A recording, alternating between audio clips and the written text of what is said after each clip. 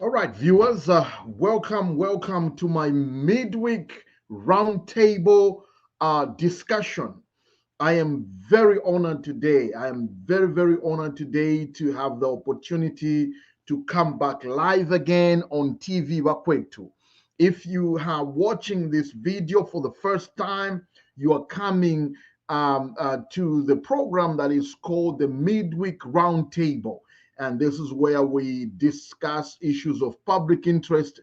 But today, I am very honored to actually have the presence of one of the most promising and aspirant leader of this country, and I have a guest, a special guest today. And so, while we are doing that, I want you to take a moment and tell me where you're watching me from. Where are you? Do I have Lusaka here? Do I have Copperbelt here?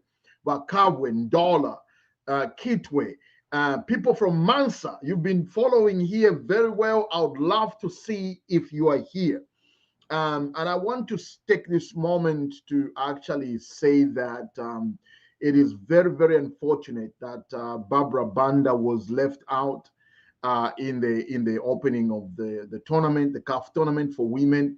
It's unfortunate that this happened. I hope that the Football Association of Zambia can take care of that issue real quick. Please tell me where you're watching me from. Ladies and gentlemen, today I have the honor of hosting the leader of the opposition in the Zambian parliament, and that is Honorable Brian Mundubile, MP from Mporokoso. Ladies and gentlemen, share this video. Tell me where you're watching me from. Mansa, you are in the house. Oxford, there you go. Chipata, my people from Chipata are here. Without wasting much of your time, I want you to bring everyone here, gather here. Let's have a discussion. Ladies and gentlemen, let me introduce to you to Honorable Brian Mundubile. Honorable Brian Mundubile, welcome. Thank you. Thank you very much, Aka. It's a pleasure to join you on this program, and it's a good evening to all the viewers. Thank you so much. Just getting into it, I am very honored as a host of Midweek Roundtable here at TV Wakwetu. Please take the time, ladies and gentlemen, our viewers, take your time to share this video and share this live. That way we can have a productive discussion right here.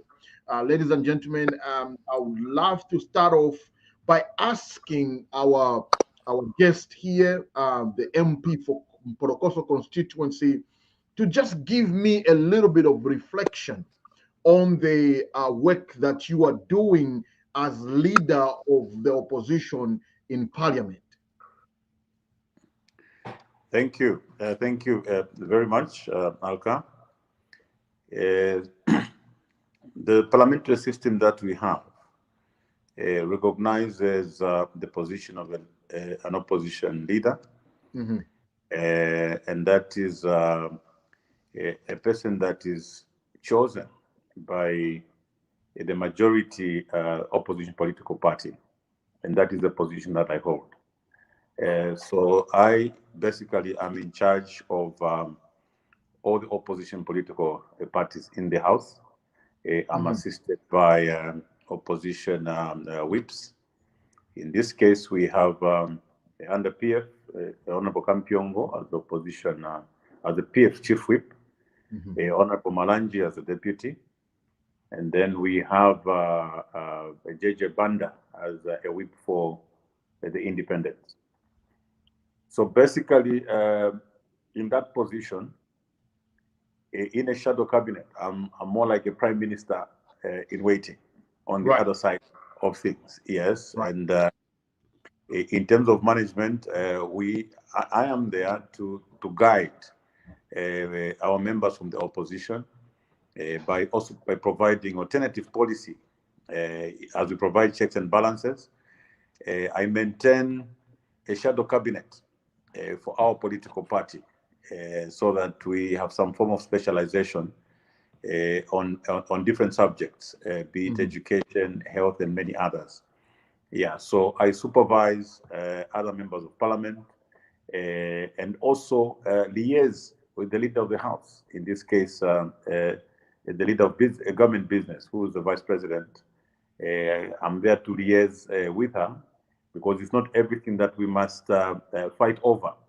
In terms of providing alternative policy and ensuring that matters that are very important, could be matters of foreign policy, matters of defense policy, we need to ameliorate. We need to come to an agreed position so that we guide our members accordingly.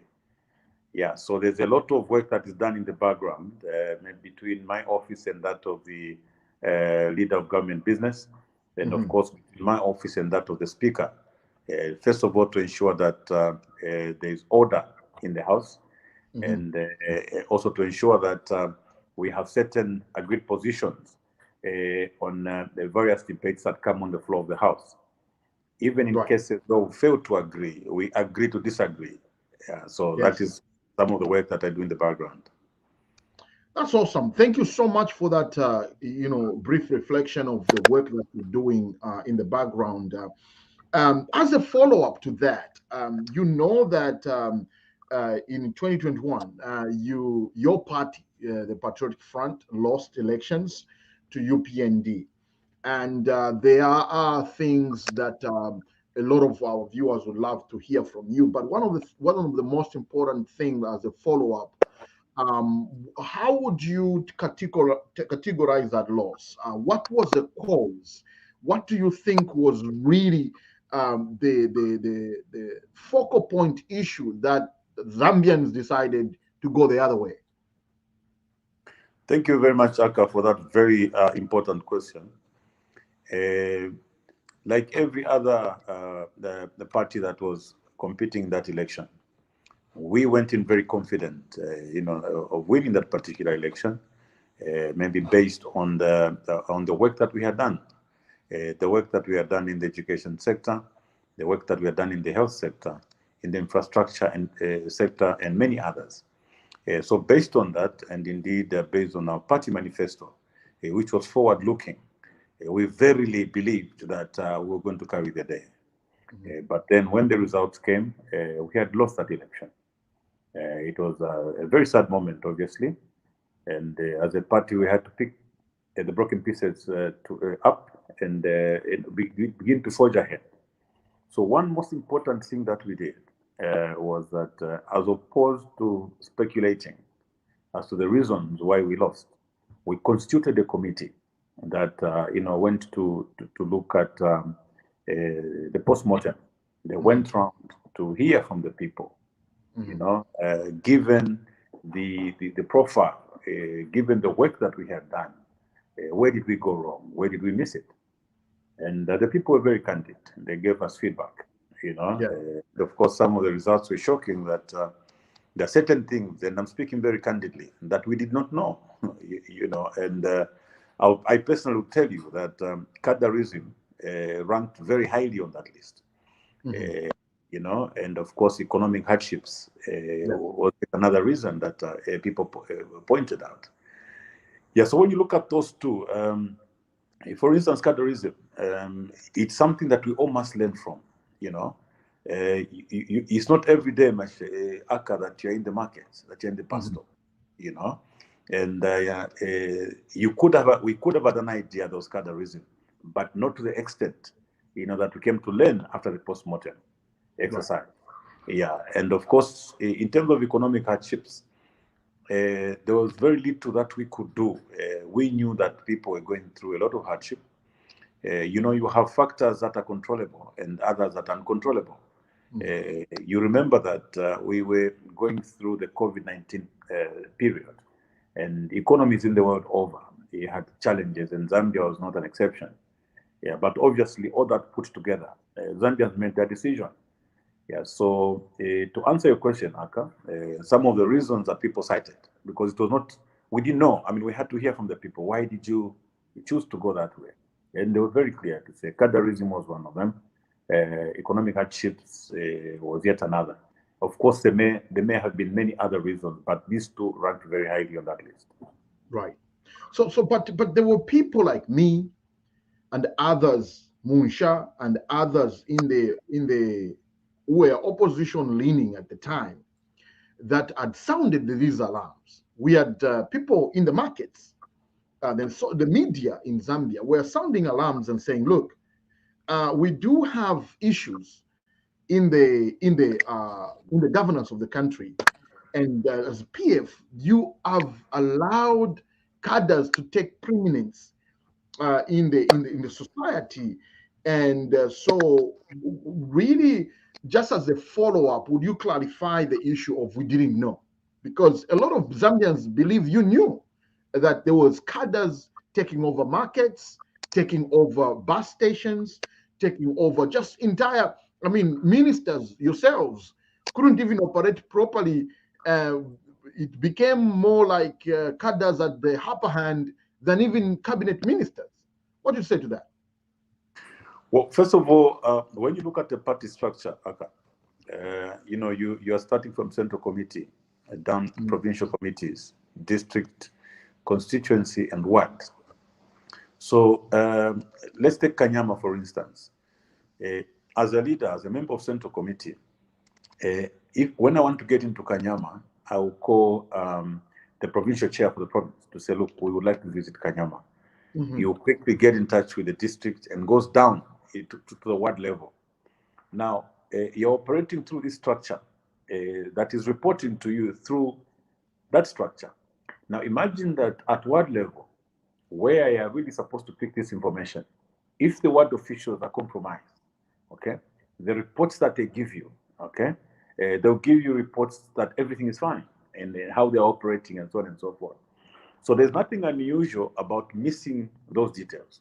I'll tell you, Aka, that even today, I talk to my friends in Parliament from the ruling party. For instance, I'll tell them that, look, yes, we may have done away with cadreism in markets and bus stations, but there's a lot of harassment by cadres out there. And they don't seem to get it, because sometimes you'd hear the vice president, no, we've done away with cadreism completely. But you and I can see cadres going to the magistrates complex, for instance, and making certain demands. People have to be moved. When Nakachinda is taken to Solwezi, you will see cadres around the police stations. So yes, a lot of work has been done in that area, and we have to give credit to government for having done that. But if one wants to say we've done away with cadreism completely, that is not true. So sometimes when you hear, for instance, our Honor the Vice President speaking, she's speaking from an informed point of view, quote unquote. You know what I mean? She actually verily believes that cadreism has been done away with. You know what I mean? But you take pictures to her and say, look, this is what is happening in Mongo. Yeah. So like I said, there's nothing unusual about having missed that particular detail. But of course, we could do things differently. Because maybe as opposed to every time going through that structure, to visit certain areas, there's need for leaders to have surprise visits to some of these areas. And then you begin to discover what is really obtaining on the ground. When you talk about intimidation, Aka, if the people in the market are intimidated, even if I walked in that market, nobody's ready to give me any information. Because they believe the moment I leave, they'll be harassed. So even when we walked in these markets and interacted with marketeers, you would pick isolated cases of intimidation. But when you came to look at the actual extent, of course, it was not something that one would be proud of. So thank you again for that response. So as a follow-up to just some of those things that actually, I'm sorry about that, those things that came up, what is the and I want to make sure that my question flow up with your response. So you have access to the vice president as leader of government in parliament. And you have been able to actually mention some of those challenges that you saw as a lesson learned by yourselves. Yes. And what is that response when you say that? No. She's very receptive. One of the vice president is very receptive. I mean, she's one person who's approachable. When you give her information, she will take notes and promise to do something about it. And when we are sharing this information, we are being candid as colleagues. We are saying, look, we went through this sort of situation. You having been on the other side, maybe you fell victim out of this cadreism. You knew what you were talking about. But believe you me, we may not have seen what you saw.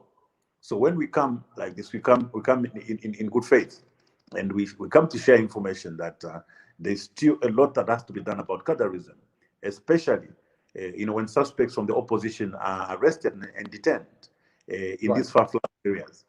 The level of excitement that we are seeing from the cadres is a source of worry. If it's left unchecked, it may go into something else. Right. Let me pivot a little bit here, Honorable Mundubile. If you're just joining us on TV Bakwetu, this is Midweek Roundtable discussion where we discuss issues of public interest, politics, governance, and social issues. I have with me Honorable Brian Mundubile, MP for the constituency in Mporokoso district. And he's a leader of the opposition in parliament. Honorable Mundubile, the issue of corruption is another one. Some of our viewers here are saying that there was endemic corruption in your government at the time, that even that itself was a contributor to the damaging of the economy. What would you say to that? That is not true, Aka. I want to say this. Perception, corruption may come in two forms. There may be the actual corruption and perceived corruption. Now, if you say there was corruption endemic in our party, that is not true. I want to say that, look, in as much as a few individuals may have been corrupt, it would be wrong to call the entire party corrupt. Today, we have a few cases under the UPND where certain transactions have been are questionable, even as we speak now. I'll be unfair to call the entire UPND as being corrupt. The law provides for procedures on how to handle, corruption cases. And we are happy that most of these cases are being followed up. Some of the suspects are being acquitted, out of these cases. So to say PF was corrupt, I think is unfair. One, as a party, we have a constitution that condemns corruption. As a party, we have rules, that outline how corrupt elements are dealt with. And I think to demonstrate that, we had sitting ministers, arrested. The president allowed for these sitting ministers to be arrested and interrogated and taken to court. So, if at all he allowed, President Lungu allowed some of the ministers, to be prosecuted, it was a demonstration that there was no sacred cow, because you can't have two of the ministers prosecuted and then you defend the other ministers. Yeah, so the issue of corruption, I want to tell you, we are doing politics. Our friends found a niche in that statement, and they rode on it. They drove that agenda, they smeared that campaign on the party, and it worked for them. But as to whether that was true, we are now here, they are in power, members are being prosecuted. We cannot wait for the courts to pronounce themselves on these cases. And at the end of the day, we should still come to one conclusion. We should say minister or former minister ABCD was corrupt, and not to call the entire party corrupt. Well, there is a principle of collective responsibility here, and in fact, the perception, as you have rightly put it, was that the president, at the time, the leader of the PF and the Republican president, was not necessarily, allowing the law enforcement agencies to actually prosecute those ministers that were ailing and were accused of corruption. In fact, it was a smoke screen. They put it then, that it was just a smoke screen so that the ministers, in fact, the questions that were asked then, Honorable Brian Mundubile, was that How can you prosecute as a junior officer a sitting minister who has duties, cabinet duties, and also has parliamentary duties? And the people called for the summary suspension of these ministers so that law enforcement can have access to these ministers. That didn't happen. And so the argument that no, the perception was the president allowed these ministers to be prosecuted. Some people in some circles of society were saying, no, but that was a smoke screen, Honorable. What would you answer to that? Yes, Aka. If you remember, the president had come out clearly on that particular aspect. He told the Zambian people that in the beginning, the law enforcement officers came to me and said, we have a very strong case against Shimba Kambwili, your minister, but we are unable to prosecute because he's still serving. And the president, according to the president, he said, Kambwili, being a family man and my friend, I had to fire him. I dismissed him to allow the law enforcement agencies who had said at the time that they had very strong evidence against him. And as things worked out, 3, 4, 5 years later, nothing had happened. So remember, Aka, that your action, even administrative action, has an impact on families. If you're a president, a minister, some of them actually your personal friends. But of course, you have to act in the best interest of the majority, who are the citizens. And in that particular case, the president took a decision in favor of the Zambian people against his own friend. But when so many years later, it turned out that they actually did not have any strong evidence against this individual, it became difficult, to carry out similar action on the next person who was reported as such. But what the president did, at least, was to allow them to prosecute those ministers. No, but don't you agree with me that there could be a conflict of interest? I mean, access to these ministers is hard if they're serving in those positions of authority. And then secondly, as a follow-up to that, why didn't the president then continue using the same yardstick and fire Chitaluchirufia and others that were actually accused in the same way? Now, first of all, maybe if you interrogated these particular cases even further, Honorable Chitaluchirufia, sitting at Ministry of Health, has been accused of some, a malpractice. When he continued in office, how did it interfere with the work of the Anti-Corruption Commission at the time? Well, as you know, many ministers have many duties. You have a minister going out to cabinet meetings, having government assignments. They're never in one position or area. And of course, it's very, very awkward for law enforcement to actually arrest a sitting minister. And so, for instance, Minister Chirufia and Chitotela, these are people serving with the president, at the pressure of the president, and in the president's cabinet. So to say it will be easier for a law enforcement, a sergeant XYZ, to call the minister and say, I need to interrogate you here, accessibility issues becomes a problem. They could easily say, no, I have a national duties that I'm supposed to attend to, and they won't show up for interviews. Now, in this particular case, the officers were allowed access. The ministers were spoken to by the highest office that there were these investigations that were going on and that they needed to cooperate. What is important, Aka, there is that we have two scenarios. We have the Shimba Kambwili scenario, and we have my colleagues and brothers, Chitotela and Chirufia. So maybe the question there was, why weren't the other two dismissed? So the president, in explaining that point, he came out clearly to say, look, initially I was convinced because the officers said they had cogent evidence, that credible evidence against this minister. I dismissed him, and 3 years later, we don't seem to have a solid case, So how then do I even proceed to these other two? Because it's the same officers who came with the same vigor, the same valor to say we have so much evidence against these ministers. Yeah. So I think the point there, Aka, is that the campaign, the corruption campaign against us as a party worked for the UPND. You know, So, yeah, it worked for them. That is the truth of the matter. You know so what I mean? how would you explain some of your colleagues' accumulation of wealth in a very short period of time? Example, Boman Lusambo, and apparently, quote unquote, is allegedly a millionaire. Um, how would you explain the excesses by your colleagues?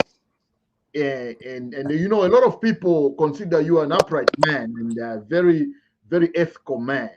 How would you explain the accumulation of wealth by these public servants? You see, Akam, some of these cases are in court, but I'll speak generally. I will not be very specific as to. Yes, just generally, yeah. Yeah, I think the starting point is that people are serving as ministers today and ministers yesterday. Before they even became ministers, they also have a background.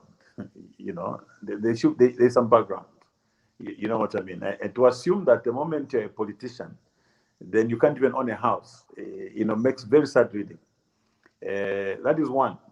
Then two, by virtue of office, Aka, when you've got a salary, you've got some allowances at parliament, and you've also got some allowances at your workplace, really. You, as an individual, Aka, can come up with I'm just trying to give very elementary examples. You can come up with a brilliant design for a house, huh? Which maybe you spend a million kwacha if you like. Okay, but the value of that house may actually be 2.5 million kwacha, based on just the improvement. But actually, I'm just giving you examples because some of the figures that I've heard, I'm not really trying to get into any of those cases.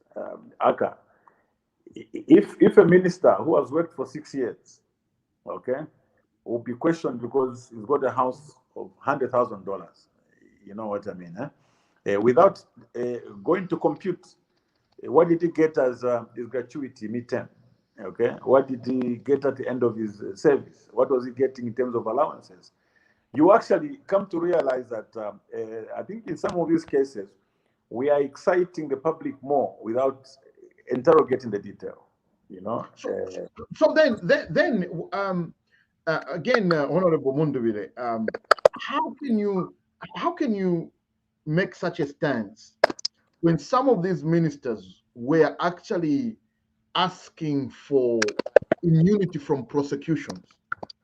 Like, some of your colleagues realized when the DPP was entering not a prosecute, there was an additional cover that was being asked for, that they will not be prosecuted again on the same offenses. How would you explain that? If they were really innocent, why ask for immunities? Like I said, Aka, I want to be very careful. As an officer of the court myself, as an advocate. Right. Yeah. I'm being very careful on how much detail I can delve into regarding this matter. Right. But what I want to say is that we support the fight against corruption. But some of the cases that we read about are worrying, and now I'm being very honest, really. A member of parliament has gratuity. He has, after 2.5 years, gets midterm gratuity. I'm not going to disclose figures here, but I want to give you comfort that with the figures that he would get, some of the figures for which they're being questioned can easily be defended just by what they're getting, as gratuity. Yeah, so when we're fighting corruption, I think let's go for the real cases, where it's clear that here, yes, questions are raised. Some of the cases that we have seen can easily pass for mere persecution, really. And I want to be very honest about it. Right. Well, we can take comfort in the fact that you have said yourself that some of these cases are still in the courts of law. So we can't tell right now whether these ministers are guilty or not. Now, in the case that they are found guilty of corruption, would you, as a party and the leader of the opposition, support removal from parliament of some of your colleagues? Removal from parliament. From parliament, yes. Of course, there is a law. If somebody is convicted and they are sentenced to a custodial sentence that exceeds 6 months, naturally, they will not be able to represent their people that they serve. Yeah. So as opposed to it being my preference, we'll leave it up to the law. What does the law say? If this person has been convicted for 5 years, then naturally they can't be able to serve or represent the people that voted for them. So yeah, right. And I know that's what the law says. But you, as an aspiring leader and a leader of the opposition in parliament, would you support on ethical grounds to have your members removed as that have been convicted of corruption as members of parliament? Of course, as a lawyer myself and an advocate of the court, I swore to defend the Constitution. If the Constitution says if you do A, view, I have no choice, about the contract. Honorable Mundubile, I'm thinking you are hiding under the cover of the law right now. Who am I? But a servant of the people who should obey what the law says. Let me quickly pivot here. Ladies and gentlemen, if you're just joining us here, we have our special guest, Honorable Brian Mundubile, MP, Mporokoso constituency. Let me ask on behalf of the people of Mporokoso, what achievements have you made in that constituency? Yeah, when I was first voted in 2016, we had challenges with water. We had challenges with the feeder roads. We had challenges with communication towers. We had challenges with the bus station, among many other problems that the people had. I'm a very proud member of parliament, Aka, to tell you that within 5 years, we were able to resolve the issue of water. Mm-hmm. We have a very big project, under Chambeshi Water, right, which actually resolves the water and sanitation problems within Mporokoso. There were over 14 communication towers erected within the district. We did up to 85% electrification program, where 85% of the villages actually have access to power. They may not, all the houses are not electrified, but at least the power lines are within their villages. We're remaining with about 15% of those villages. We did over 300 kilometers of feeder roads, within the constituency, and of course a number of classroom blocks right across. Yeah. So as regards how we sit in the constituency, I'm sitting very pretty there, and the people of Mporokoso appreciate. I was very worried when I was first voted, Aka. Maybe many may not understand this. My biggest worry was that after receiving that overwhelming support, I was asking myself, what will happen if I disappoint all these people? And I kept asking myself, why do they have so much confidence in me? Why do they think I'm going to solve their problems? That was my driving force. That was my driving force, and I ensured that when I had a chance, I lobbied for these projects, and thank God, most of them came through. Right. Well, thank you so much for that response. Let me ask you this question. You enacted not only as a party a consultative process across the country while you lost.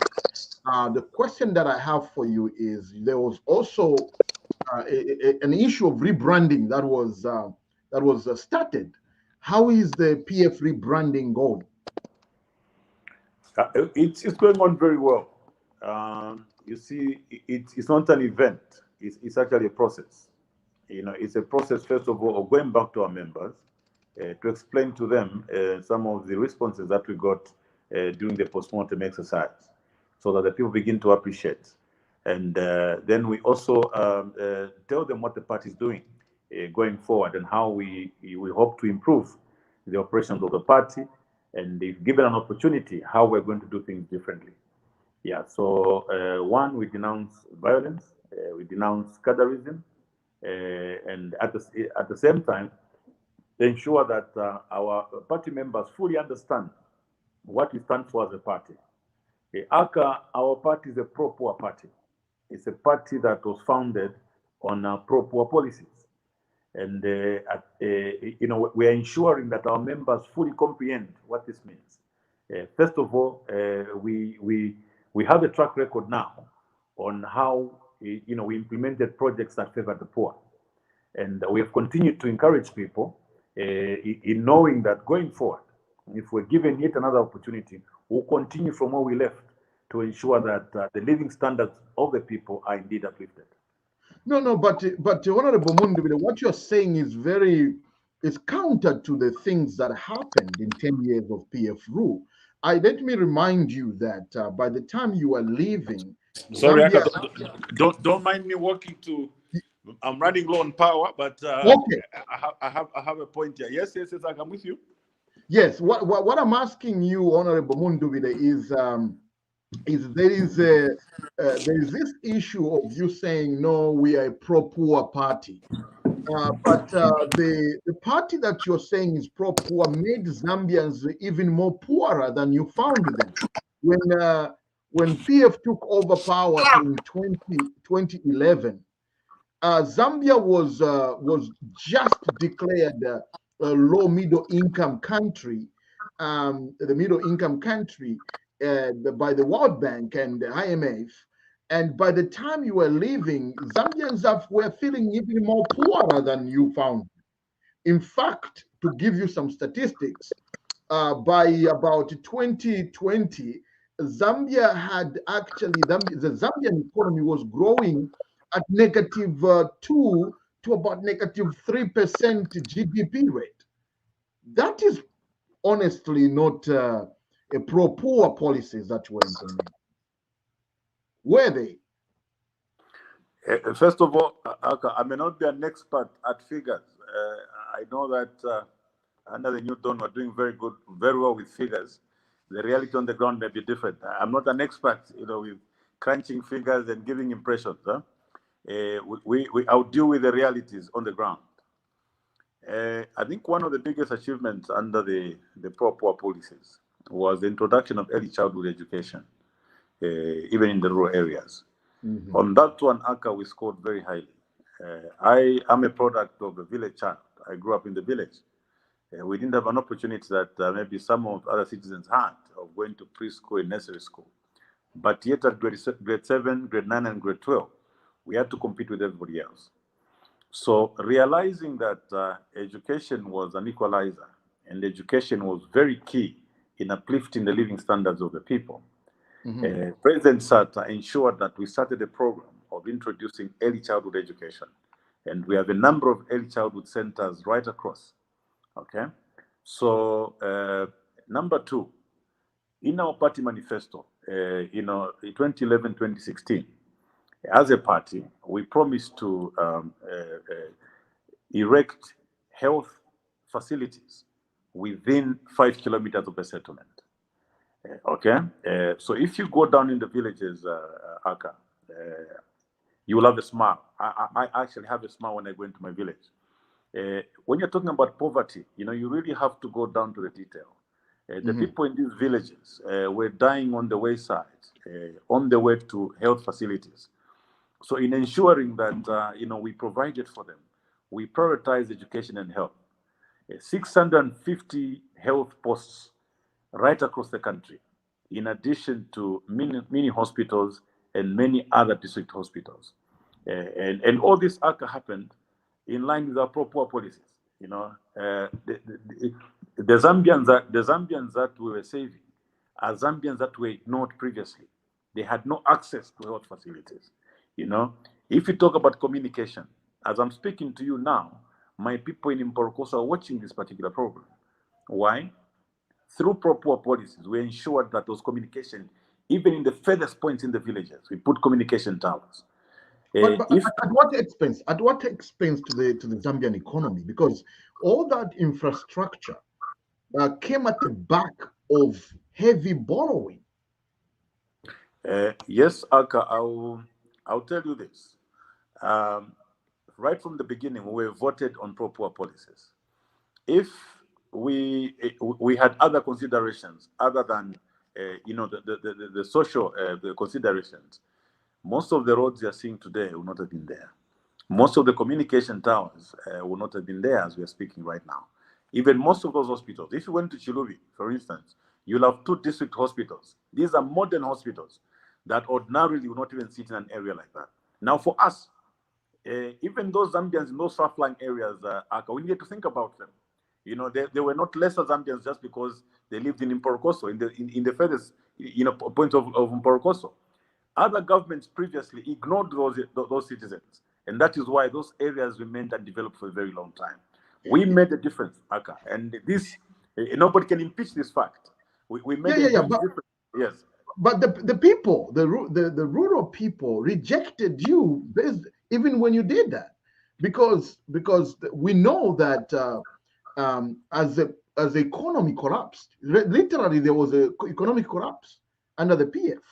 So the question is, because I'm asking you these, let me give you a premise for my questions.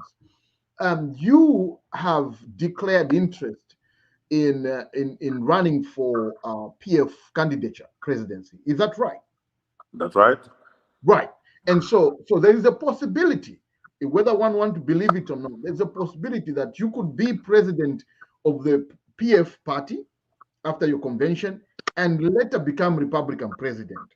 And so I'm asking you this question based on that understanding, because I know that if there's a possibility that you become Republican president in Zambia, you got to look at things both ways. You're saving the people of Mporokoso and many rural areas with all these infrastructure development, but you forgot that those infrastructures needed medicine, they needed nurses, they needed clinical officers, they needed teachers. Okay, so you built infrastructure, but you forgot to stock medicine and teachers in those infrastructures. What is your response to that?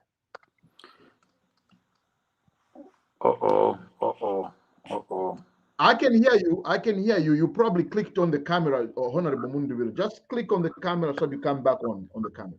I got where am I now? Where am I now? Okay, just give it a second. Yes. Please take your time. Take your time. Give it a second, okay. There should be a camera in front of your phone. Just click on that camera, the camera will come on. Yes, I don't seem to be getting it. Just a minute. Okay, I think we're getting there. We should be able to get there. And if you're just joining us, as Honorable Mundubile is getting his cameras on, but he's here. And I would love to just welcome you to this midweek roundtable discussion. Honorable Mundubile is a member of Parliament from Mporokoso and also leader of the opposition in Parliament. We are having a roundtable discussion here, and just to make sure that he gets the question, what I was asking Honorable Mundubile is that in any country, you have to weigh the cost of doing a project versus other interests. And so you were building clinics, you were putting up schools. The question people had was, but those schools, as you built them, you didn't put teachers, you didn't employ teachers to work in those teachers. And you also didn't stock those clinics with medicine. And so what is your response to that? Luckily for me, Aka, I also served as provincial minister for Northern Province for about 3 years. It is not true that we built clinics without medicines. Up to the time the PF left power, there was no single report of shortages of drugs. And I want to put that on record. You can check your records. We were building hospitals and stocking them with drugs. We were building schools and also supplying them with teachers. There may not have been sufficient numbers, but all those schools that we're building, we were supplying them with teachers. Now, I want to say something for you to understand. The development that we embarked on, Aka, was not haphazard. It was premised on a structured approach. What we had what we called a multi-sectoral integrated approach to development. If you go and look at the 7th National Development Plan, you will find that we were looking at creating a resilient and diversified economy in order to create jobs. We had a program under one of the pillars, to reduce developmental inequalities. We had one of the pillars that looked at human development, for instance. So when you looked at all these, the development revolved around these pillars. Now, there is a brave position that we took, Aka. Just give me 2 minutes to be able to unpack that, so that you understand. And if you look at every other Zambian goes around talking about the potential that we have in tourism, in mining, everywhere else. But this potential has remained at potential level, for many years. So what we did as a Patriotic Front Party, we created a backbone using what we called an opening up strategy. We need to open up the country, and that is the message President Sata had. And to be able to open up the country, the number one project that we had was to create infrastructure.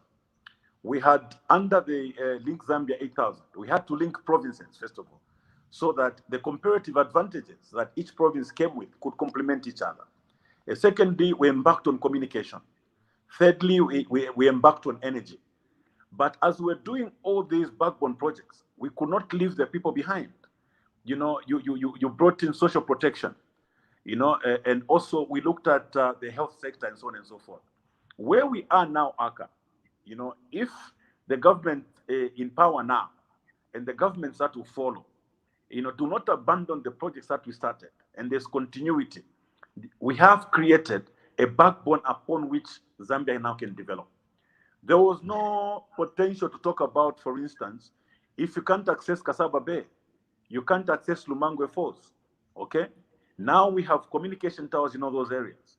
Now we have road infrastructure that started in all those areas.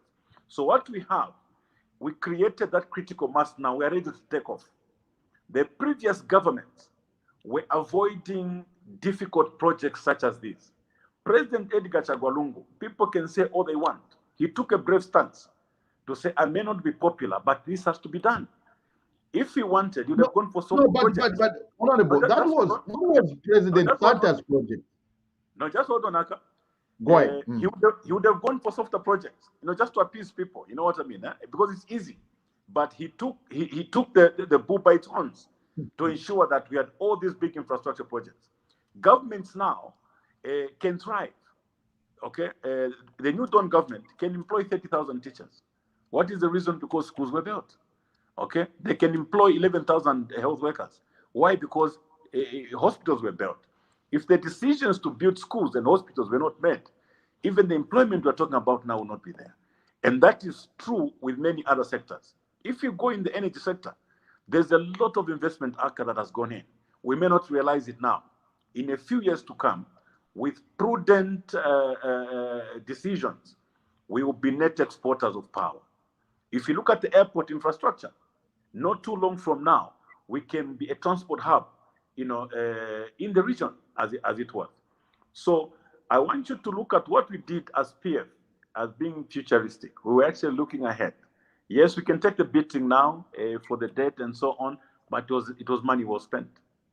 So talking about, before we move away from the infrastructure, Honorable Mundubile, what happened to the FTJ University? Well, as far as I can remember, when the project started, the FTJ University started, I was Minister of Northern Province then. I approached the Minister of Higher Education and made my case that we needed a university in Northern Province. Professor Nkanduluo came and informed us that the $200 million of FTJ University was on the higher side. She could actually split it and have two universities out of it.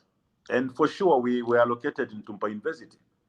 So what transpired there, Aka, was that Chilangwa and myself, as ministers, we were always at Ministry of Finance because the contractor had mobilized on site, on both sides, established camps, and even started digging foundations.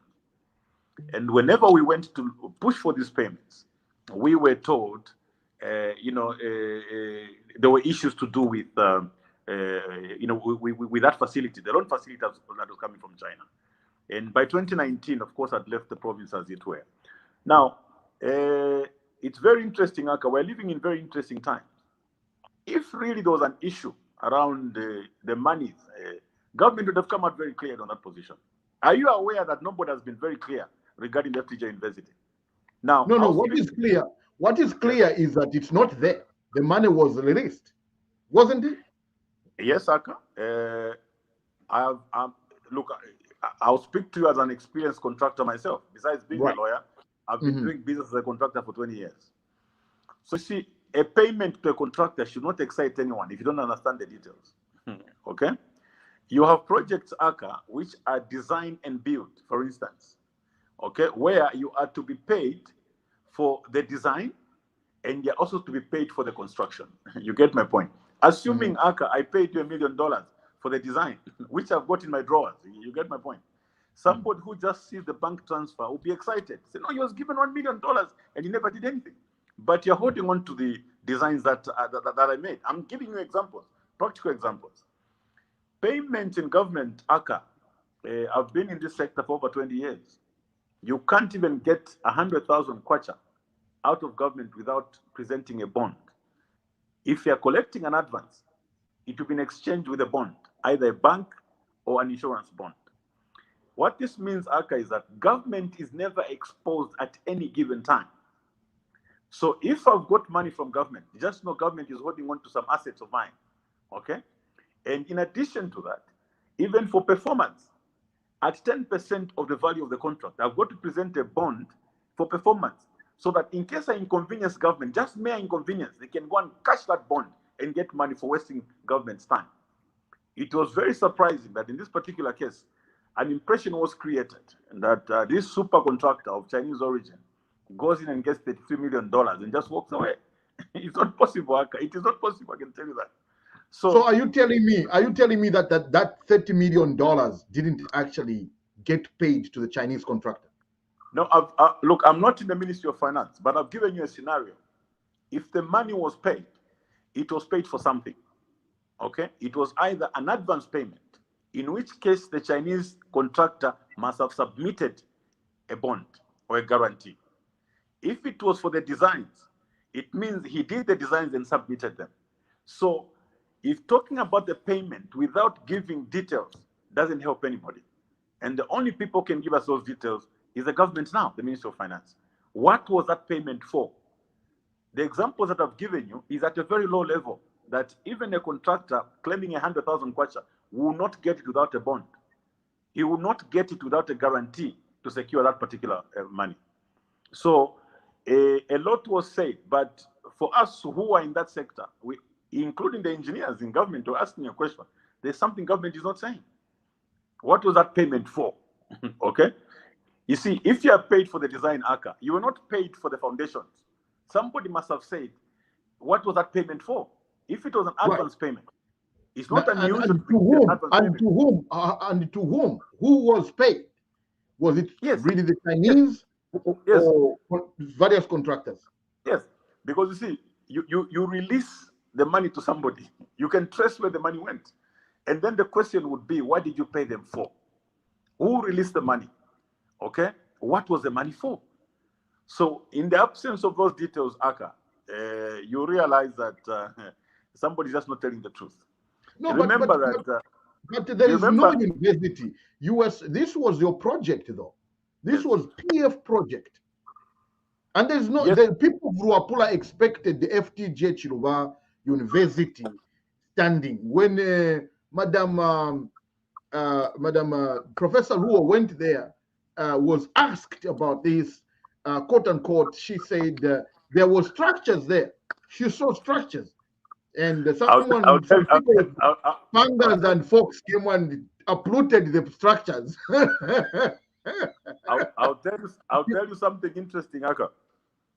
You know, the 5 years that I was in Parliament, if you're following between 2016 and 2021, every day there was not less than 4 or 5 questions from our friends on the left who are in government now, asking government when they're going to construct that school, when they will do that road, when they will do that hospital.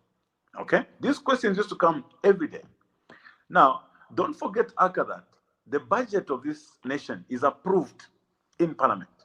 Right. By the time we're approving the budget, including the finance minister now, then he had been a finance minister before, we all knew that the headroom that remained after paying salaries and many other expenses or expenditures that government had to go through, there was very little headroom. Huh?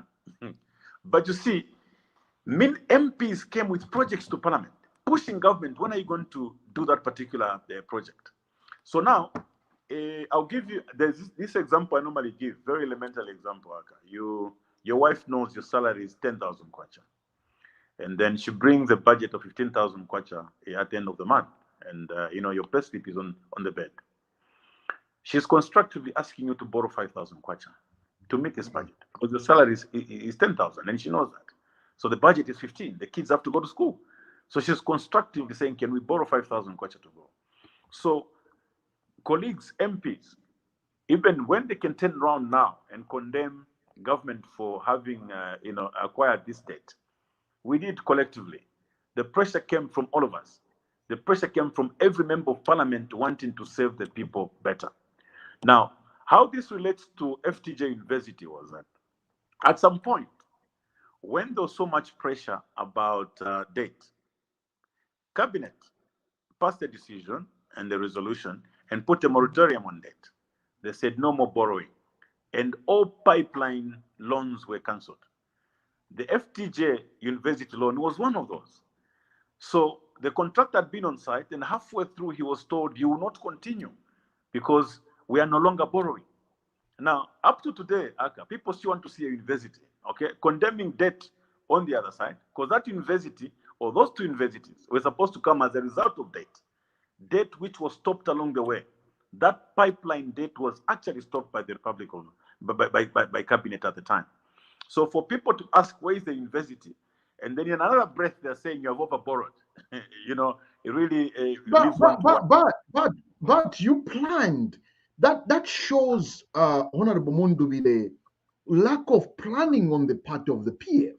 Because how do you start something and then decide as cabinet that those pipelines should be actually stopped?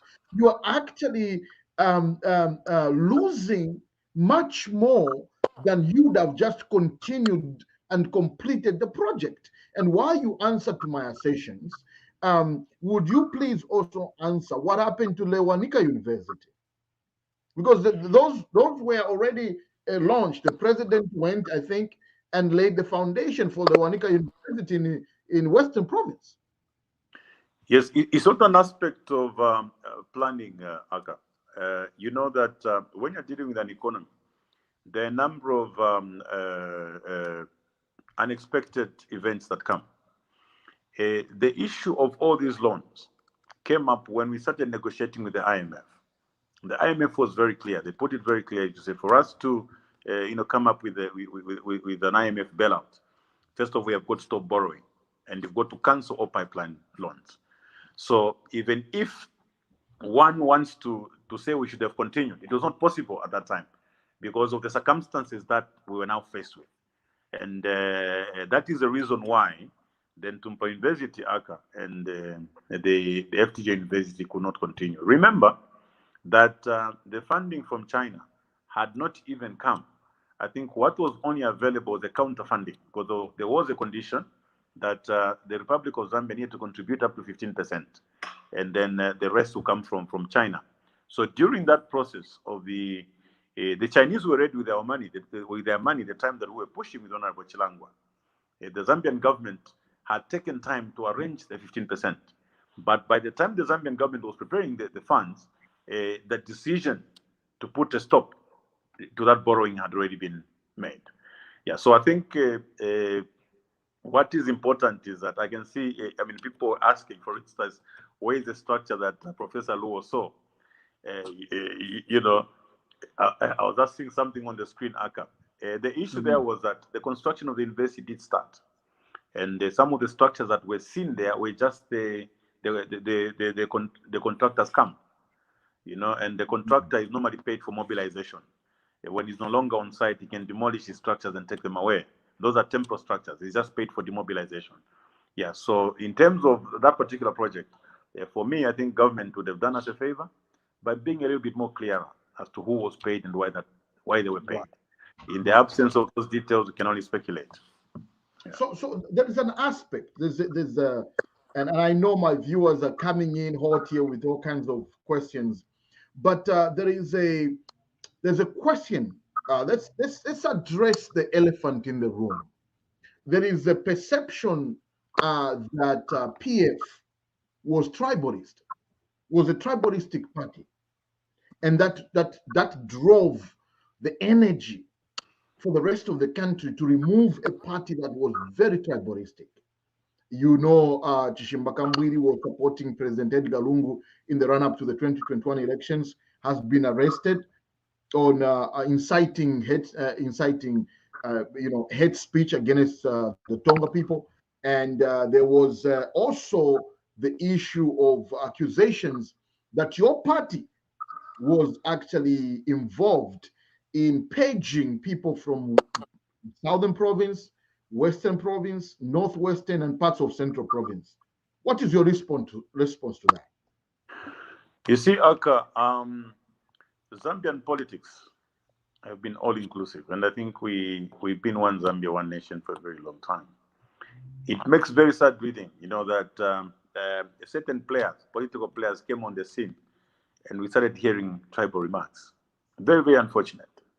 And if you, Aka, and many other citizens were to be fair to themselves, they know who is tribal in this political space. They know. And you see, it makes me very sad because everybody wants to pretend. You know what I mean? What we are supposed to do now is not, the moment we're overly sensitive about the issue of tribalism, then we become tribalists ourselves. Okay? Personally, I will tell you that my business partner, who's been my friend from the time first year university, 30 years down the line now, is Akabondo Munalula, your namesake. You get my point, huh? Yeah, we are brothers. I go to Senanga, to his father's house, and personally, I want to tell you this, and I can also confirm to you that when we'd been cabinet with President Lungu, the pressure as politicians was there. Where I would say, no, but where are we doing Kazungula Bridge? We're not getting votes out of there. And President Lungu was very categorical. Any cabinet minister at the time will tell you. He will say, colleagues, you can say what you want. I am the president of the Republic of Zambia. I have got to develop Zambia. It will not be on account of only having gotten votes. I was voted to develop Zambia. I'll take the biggest projects, even to areas where I was not voted. I will do the Chingola-Solwezi Road. Okay, one of the most expensive roads within the country. It doesn't matter that they didn't vote for me. But the economy around Solwezi, that's a new copper belt. We are doing it for Zambia and we're not doing it for the party. Yeah, so as regards the Patriotic Front being tribal, that is not true. As a party, we are not tribal. And I want to say this to the Zambian people. We have a duty. Don't take this lightly. We have a duty. The same way we lived in the yesteryears of one Zambia, one nation, is the way that we must continue. And let's not entertain discussions around tribalism. The moment we entertain discussions around tribalism, we begin to be tribal at that very moment. Because right. But the reason why I ask that is because you have one of your aspirants, Dr. Chishimba Kambwili, he's aspiring to lead PF. And this is a man who has been arrested on allegedly using hate speech and tribal remarks. And this is within PF party. And there was also, and let's face the truth, Honorable Mundubile, and one of the things that I've always interrogated on this, and I've always encouraged my guests is to stay truthful to the people of Zambia, and they will judge you by the way that you present the truth and what's happening. You told me that at the beginning yourself. The issue of tribalism was a big deal under the PF government, and there was the perception that you were actually retiring young Zambians into so-called national interests from certain regions of the country. And that's why I call this issue the big elephant in the room. No one wants to ask these questions. I'll ask them here. Are you going to have a chance to address this issue in an honest and transparent way as a party? Yes, Aka. And for me, the starting point is this. As we deal with the issue of tribalism, we also have to deal with the issue of voting pattern. The two cannot be separated, Aka. Don't separate the two. The voting patterns and tribalism. Right. Because if you have a sitting president, for instance, in a particular area, this is a sitting president who has even taken development to that area. There is 35,000 votes cast. Okay, his opponent gets 34,500, and he gets 200 votes. You have one question to ask yourself: when the cameras are not there, when the loudspeakers are not there, those that were campaigning for the other party, what were they telling the people about this other candidate who got 200 votes? These are questions. These are difficult questions that we must ask. The voting pattern act and the issue of tribalism go hand in hand. You know what I mean? Yeah. So, but to answer your question, I'm trying to answer your question. Right. Yeah. Yes. Go ahead. As a party, we want to interrogate this, and the starting point is into the voting pattern, and I think that is where the problem comes in. Some of the colleagues that have been in trouble from our side are those who have gone at a meeting and say, "Why don't you vote like them?" Are you with me? So the issue of the voting pattern can actually also have an impact on this issue of tribalism. We have to interrogate it and understand it so that people should know that we are one Zambia, one nation. If ACA has capacity, it doesn't matter whether it's coming from Senanga or Mongo. You know, the people of Northern Province should be able to vote for him. For me, ACA, where I come from, okay, the current president got over 6,000 votes. What does that tell you? It tells you that I never used tribe against the current president to campaign. We may have campaigned on any other message other than tribe. Because if we had really used the tribal message in the villages especially, forget about the urban areas where they understand, you know, the ramifications of going tribal. If you strictly went tribal in the villages, they'll buy into the message. So for me, speaking for Northern Province, first of all, as member of Central Committee and also former Minister of Northern Province, I campaigned right through the province. Not at any campaign meeting that we held did we use tribe. And the results are there to show. Okay, so let's voting patterns. PF carried the day in 2011 in Western Province. PF held a position in Livingston. You had an MP in Livingston, Southern Province. That's Southern Province. You had PF held that seat. The only reason why you lost subsequently was after you removed Livingston as a provincial capital and moved it to Choma. And the Livingstonians, I come from there, and I heard what they said. When you removed, we did that. The next election you lost, lamentably, and so the voting pattern really, while I agree with you to an extent, it would appear that each political party had strongholds in certain areas, but it was more emphasized.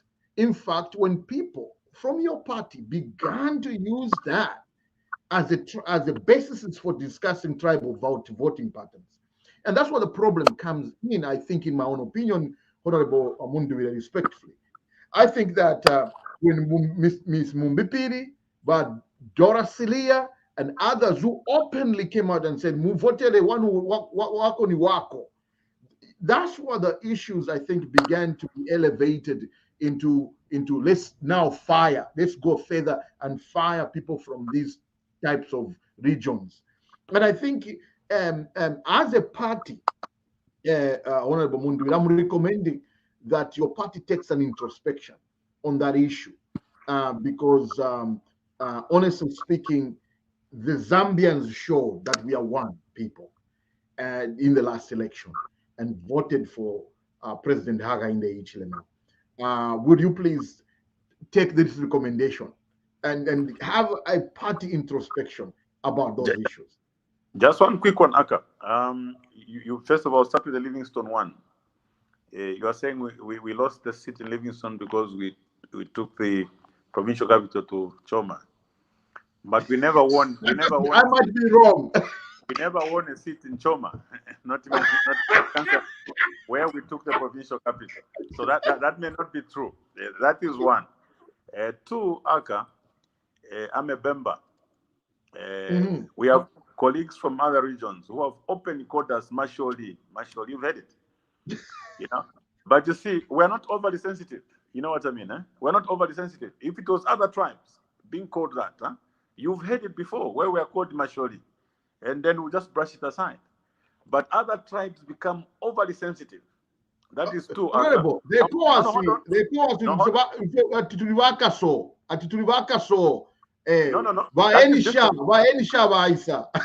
No, yeah, but you see, to be called Masholi, Manyukunyuku, you get my point. We are not overly sensitive. And we've had comments against the people from the north, but we're not overly sensitive. Now, Aka, yes, you're talking about paging and so on. You know, for me, it makes me very sad. But I'll say this because you have said it, Aka. Don't give me an answer. I just want you to deeply reflect on the appointments, President Hakainde's appointments for the time he assumed office. Okay? Just go through them. You understand? I'll take you to Article 259 of our Constitution, which says where you've been given power to make appointments, okay, you must take into account regional diversity, okay, gender, and the youth. All right. You have positions now. I mean, some of them they're on social media. You get my point. When you say we as a party must look into this, I want to appeal through this platform, Aka, advise other political parties to do the same. I think there's one thing when you're incumbent, when you're in power, I don't know what happens. You can't see certain things. What I'm seeing now, go to Zesco, Aka. Go to Zesco if you're talking about paging. Just phone somebody at Zesco to tell you the truth. Okay? Talk about the service commissions. Go through them. Find out who's employed in all those. Talk about service chiefs. Look through and see who's employed in all those. Talk about foreign missions now. Look through the lists and see what. So the fact that we're not talking, others are very loud about tribalism. The fact that we're not talking does not mean there's nothing going on the other side. It makes honestly speaking, no, Aka. This is the most diverse cabinet I've ever seen. Aka, starting from the vice president, honorable. Vice president is your tribesman. Going all the way down. Maybe just hear me on this one, and I'm being very sincere. I didn't want to comment this, but I feel compelled to do so. Please go ahead. That's what we're here to do. When it comes to cabinet, the dynamics are different, okay? Because you have a limited domain. People have to be MPs first. You get my point. And if I was going to vote the president on the appointments based on the elected members, I'll be unfair. You get my point. Because for the regions where, even with President Lungu, for the regions where he didn't have MPs, he only had space for 8 people to accommodate the disabled, gender balancing, and regions. That is why mostly the provincial ministers came from those areas, apart from the few ministers who may have come from a particular region, but maybe they reside elsewhere.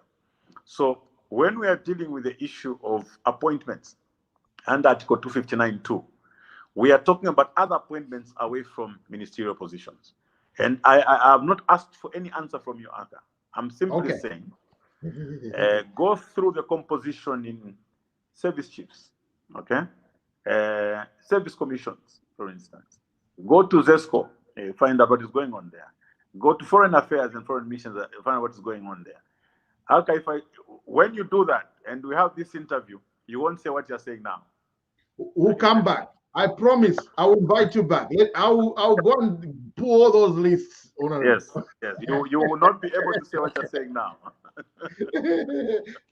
Honorable, let me take this. We are almost coming to the end of this roundtable discussion. I want to first and foremost thank you for coming to this platform. This is the people's platform. The Bakwetu TV is the people's platform. And we want to take this moment to just say thank you again on behalf of my colleagues on TV Bakwetu for you to reserve the time to come here and tackle matters of public interest. Let me ask you this one final question. Are you the next PF president? That to be the people's decision, Aka. I can only go as far as presenting myself as a candidate. Then the people will decide.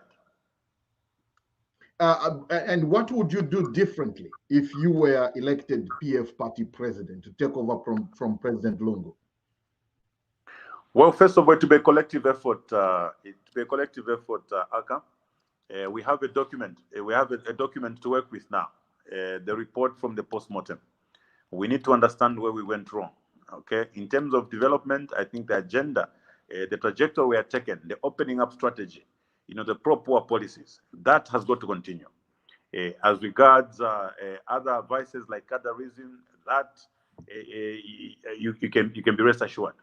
In terms of discipline, that is one area where I do not compromise. Yeah, so you will have a disciplined party to start with. Okay. You will have a party that will be more responsive, to the needs and aspirations of the Zambian people, and of course, going back to the original position being caring for the poor and beginning to advance the interests and the aspirations of the poor people through making policy decisions that have a direct impact on the poor people, something that should be able to uplift the living standards of those people. So that is what I can do differently. Thank you so much. If you were to advise President Lungu, then let's just say we were still in power, you were still in power as PF, what would you advise him to do differently? Well, of course, the message that we have now is on cadreism. Okay. If there was anything that I was going to advise my principal, was that maybe to take a different direction in the manner that we dealt with issues arising from cadreism. How about President Hakainde Hichilema? What is your message? My message to him is that when he talks about unity, there must be sincerity in uniting Zambia. It should not only be by word of mouth. Let it be through actions. Okay? President Hakainde Hichilema has a huge opportunity. Okay? He got 1 million votes over and above what PF got. That's a huge mandate. And these votes came from right across the country. That is a starting point. Mm-hmm. My fear, Aka, is that if certain things that we are seeing now are not nipped in the bud, that window will be lost. He has an opportunity to unite the nation. He should unite the nation in line with Article 259. The issue of appointments is very, very serious as we are talking now. When you talk about service chiefs, people in foreign missions, heads of departments, heads of commissions, let it be spread right across the provinces. I'll give you an example. If you look at the education sector, it's the biggest employer as it were. Okay, and if you look at maybe the Teaching Service Commission, who are the commissioners? What is the composition? There's a lot of activity within the sector that is going on, but where do these teachers run to? It is wrong to believe that all those who were diligent in executing their job were actually PF. It would be wrong to want to clothe PF membership on most of these civil servants that were just loyal to the cause. That we were going to destroy the civil service, because then even under President Hakainde Hichilema, it will be difficult to have civil servants that will be dedicated because they'll fear that tomorrow, if Mundubile becomes president, they'll think I was UPND. Let's leave the civil service out of politics. Being a hard worker yesterday does not make one civil servant a cadre. And going forward, really, like I said earlier, my advice to President Hakainde Hichilema is that his voters came from those rural parts. It's those poor farmers. It's those poor marketeers and the youth. So if there's any area where he needs to make a difference and an impact, is in these areas. Yes, we need foreign direct investments, Aka. We've been there before. The journey we're traveling now, we've been there before. Go back to your records, Aka. I want to challenge you under Rufia Banda. You know, there was so much FDIs, you know what I mean? But they didn't translate to any meaningful jobs, as it were.